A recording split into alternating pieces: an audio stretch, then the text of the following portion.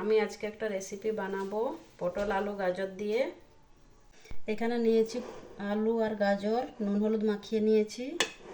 আর এখানে নিয়েছি পটল, এটা তো নুন আর হলুদ মাখিয়ে নিয়েছি। নিয়েছি পেঁয়াজ কুচি, এখানে নিয়েছি টমেটো, এখানে নিয়েছি আদা বাটা, রসুন বাটা, এখানে একটু ধনে পাতা কুচি নিয়েছি, চেরা কাঁচা লঙ্কা নিয়েছি, তেজপাতা নিয়েছি।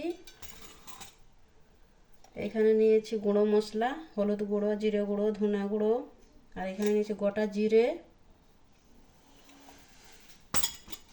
আর আমি সাদা তেলে রান্নাটা করব। এই যে তেল নিয়েছি। চলো রান্নাটা শুরু করি। দিয়ে দিচ্ছি কড়াইয়ে তেল।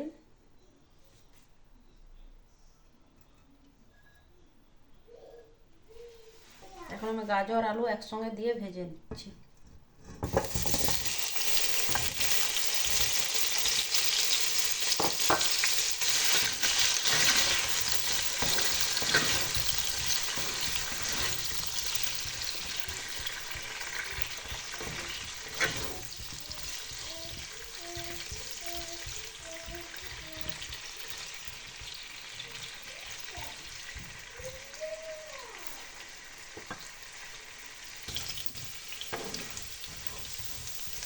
ভাজা হয়ে গেছে।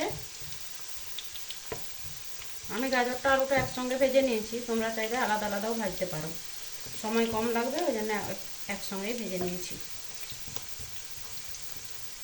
ঢাকা দিয়ে ভেজে নিয়েছি যাতে আলু আর গাজর দুটো সিদ্ধ হয়ে যায়।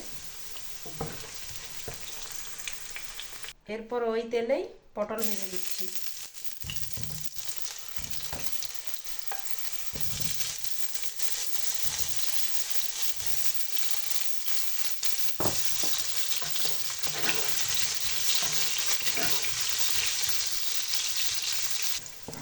পটল আমার ভাজা হয়ে গেছে, এর থেকে আর বেশি ভাজবো না, এবার তুলে নিচ্ছি।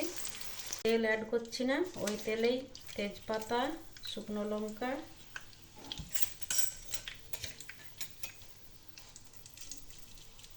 গোটা জিরে ফোড়নে দিয়ে দিচ্ছি।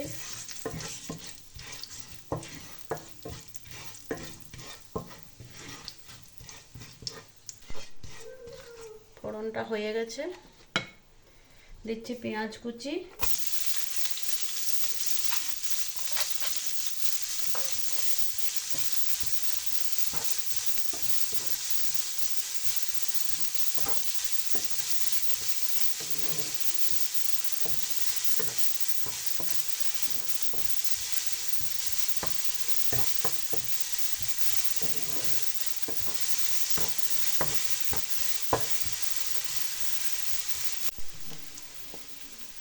দিচ্ছি আদা বাটা, রসুন বাটা,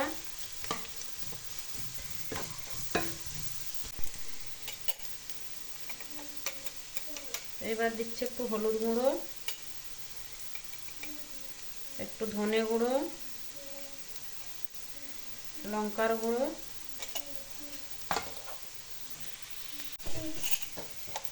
দিচ্ছি জিরে গুঁড়ো,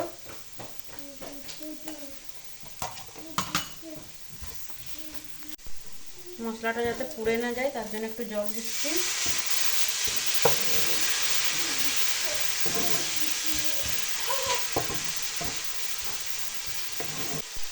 মশলা কষানো হয়ে গেছে, এবার দিয়ে দিচ্ছি টমেটো।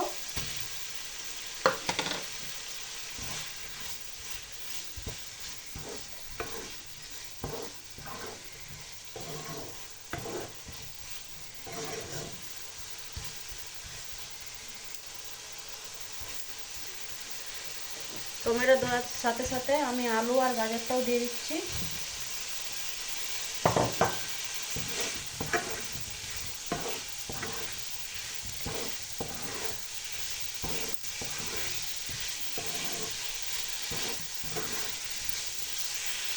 আমি আলু আর গাজরটা একটু কষে নিয়েছি, এবার দিয়ে দিচ্ছি পটল, দিয়ে দিচ্ছি।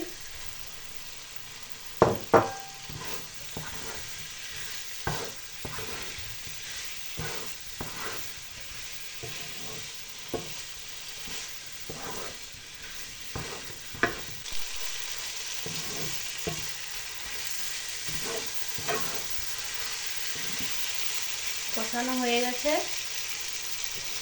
এবার দিয়ে দিচ্ছি জল। জল আমি খুব বেশি দেব না,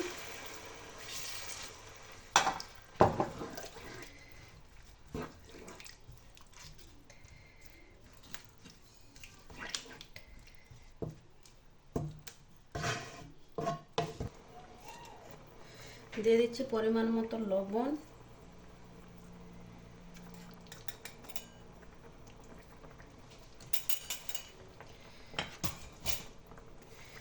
দিয়ে দিচ্ছি চেরা কাঁচা লঙ্কা,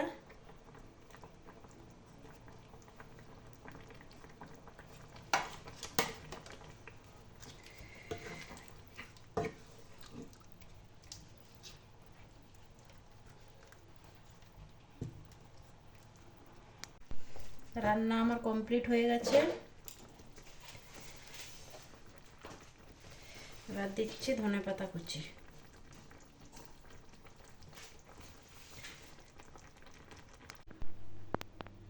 রান্নাটা তোমাদের কেমন লাগলো অবশ্যই জানাবে। সবাই ভালো থাকবে, সুস্থ থাকবে।